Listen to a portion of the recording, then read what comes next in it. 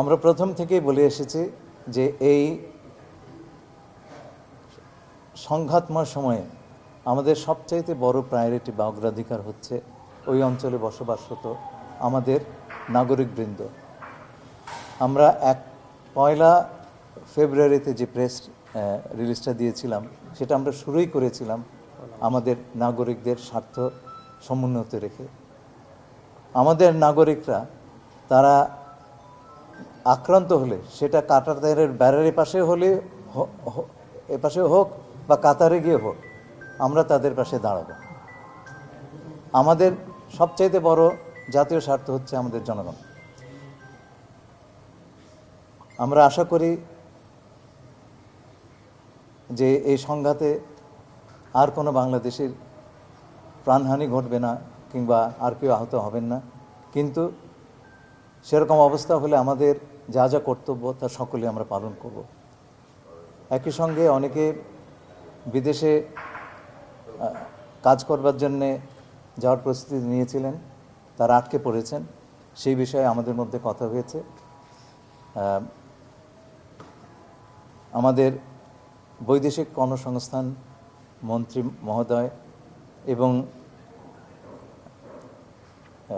বেসামরিক বিমান চলাচল মন্ত্রণালয়ের প্রতিমন্ত্রী মহোদয় এই বৈঠকে যোগদান করেছিলেন এবং আমাদের ঊর্ধ্বতন কর্মকর্তাবৃন্দ ছিলেন। সেই সঙ্গে আমাদের প্রতিমন্ত্রী এবং মাননীয় প্রধানমন্ত্রীর পররাষ্ট্র বিষয়ক উপদেষ্টা তিনি উপস্থিত ছিলেন। সঠিক মাত্রার কার্বন কম্বিনেশন বৃদ্ধি করে পাইপের ডাক্টিলিটি ও হেভি লোড নেয়ার ক্ষমতা। Falcon MS pipe. আমরা যারা আটকে পড়েছেন তাদের যখন বিমান চলাচল শুরু হবে দ্রুততম সময়ে তাদেরকে যাবার বন্দোবস্ত করে দেবার সকল প্রকার কার্যক্রম আমরা সম্পন্ন করার ব্যবস্থা নিয়েছি এবং আশা করি আমরা দ্রুততার সঙ্গে এবং মসৃণভাবে এই কাজটি করতে পারব। বাংলাদেশের অবস্থান হচ্ছে খুব সোজা। প্রথম কথা হচ্ছে যে আমরা আমাদের জনগণ যারা আমাদের নাগরিক যারা ওই অঞ্চলে আছেন তাদের স্বার্থ রক্ষা 1 নম্বর কথা। আর আমরা মনে করি না যুদ্ধ বা সংঘাত কোনো সমাধান। আমরা চাই অত্যন্ত দ্রুততম সময়ে একটা আলোচনার মাধ্যমে, কূটনীতির মাধ্যমে শান্তিপূর্ণভাবে এই সমস্যাটার সমাধান হোক। অবশ্যই এখন তো প্লেন চলাচল করছে না, আমরা সবসময় নিয়ে আসি, এটা আমাদের পলিসি, কিন্তু এখন তো প্লেন চলাচল করছে না। সুতরাং এই সময়টুকু সেখানে রেখে দিতে হবে এবং সেই নিয়ে আমার সঙ্গে সেই দেশের মন্ত্রীদের সঙ্গে কথা হয়েছে, তারা সমস্ত ব্যবস্থা করছেন।